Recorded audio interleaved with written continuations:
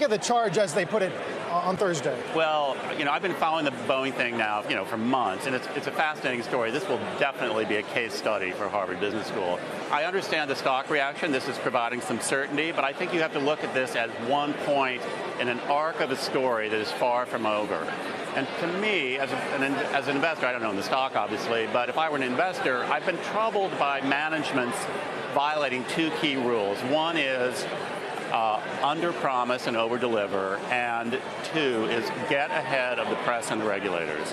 They've been on the opposite side of this from the beginning for reasons I'm very puzzled by, because Boeing had such a great reputation.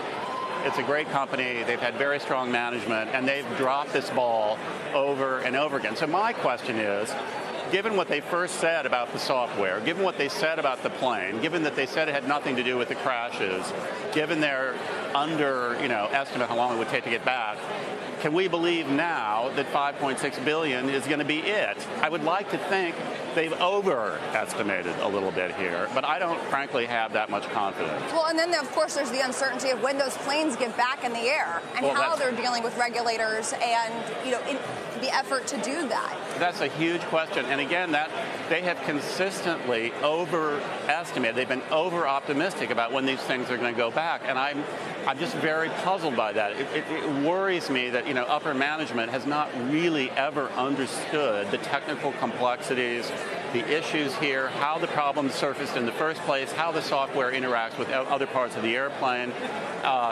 They played a prominent role. It was essentially self-regulation. That whole era is coming to an end because of the way Boeing has handled this. And so there are going to be many more hurdles. There's now, where there used to be trust, there's skepticism on the part of the regulators. I think we've seen a sea change because of this and how Boeing is regulated, and that is going to delay things. It's going to make it much harder for them to get back in the air. The Times today quotes an aviation consultant saying, this is consequential. It's not inconsequential even for a company the size of Boeing, because if it's not the regulatory risk, is it the order risk? Is it the margin risk, right? There's a number of things that could continue to hurt them in the years to come, really. Yeah, absolutely. And I think the customer relationships are going to be very important. I mean, we already saw at the air show that Airbus is rushing into the breach here and collecting orders. And, there are only two major producers, and their relationship and their relationship of trust with the customers is vital to the future order flow of these companies. And so that means they've got to keep the customers happy. I'm sure they will. They understand them. But that makes me think that they're going to be, writing a lot of checks here. All right, we're going to watch that. Let's switch some gears, talk some IPOs. The wave of tech IPOs had some strong debuts, average returns since day one about 26%. You got CrowdStrike, of course, with its first earnings report on Thursday, now up nearly 150% since the IPO. But what does that mean for the sector's future returns?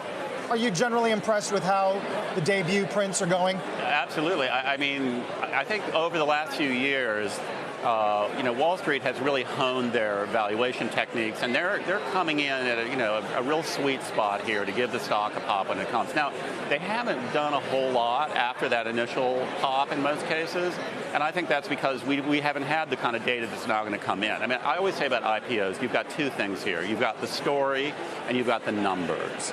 And especially in the beginning, I think the story is more important. Medallia's coming on, so you were saying, well, let's figure out what they do.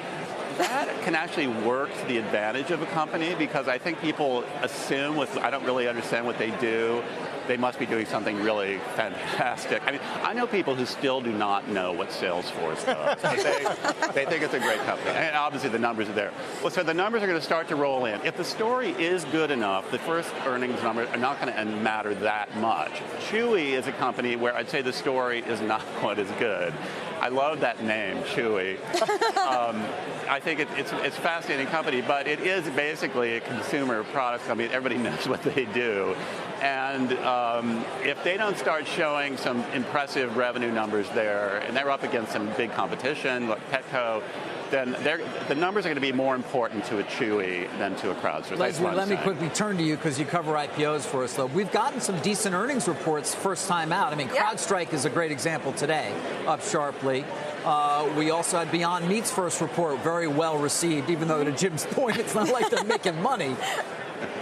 Earnings report, exactly. Yeah. We say earnings report, but at least in the case of these IPOs, oftentimes it's a misnomer because they are, of course, profitless. But there is a rule of thumb for IPOs, which is make sure you have your first quarter earnings in the bag, meaning make sure that you're not going to disappoint these investors who just acquired stock through your IPO and rode it up to the upside. But I think the question that should be on investors' minds right now is this idea of how much of the stock price's rises are momentum driven and how much of it is investors' collective wisdom that the fundamentals are there and they actually see a future of this company, and the first quarter numbers or the first quarter post-IPO numbers support that. So I think that's going to be the key question, because it's really hard to sustain these rises at these levels if it's purely momentum driven and it's not this kind of collective desire to own the company. Yeah, I would agree with that. And, eventually it varies tremendously, I've noticed, for the company. I think largely because of the story. But investors will give some people a pass for years. I mean, Amazon being the greatest example of that. Others, they start making demands. Oh, we want to see, show us the beef, so to speak, very quickly. And it's fascinating to me to see how investors kind of make those distinctions. Have you thought about how much an investor should allocate to playing in new issues? Is it generally single-digit percentage of your portfolio? What? I don't think there's any hard and fast rule there. I mean, I've noticed that some new funds are coming out, making it easier for the average investor to, kind of get into this space. My own feeling is I don't think now is the time to do that. We've had a run of great successes. That doesn't mean it's going to keep going. And I think it's like any other stock. What do you know, or what do you believe, or what do you feel your edge is over the market, that you know something that the market doesn't? And I think especially with IPOs, that's very tough for the average investor. Right.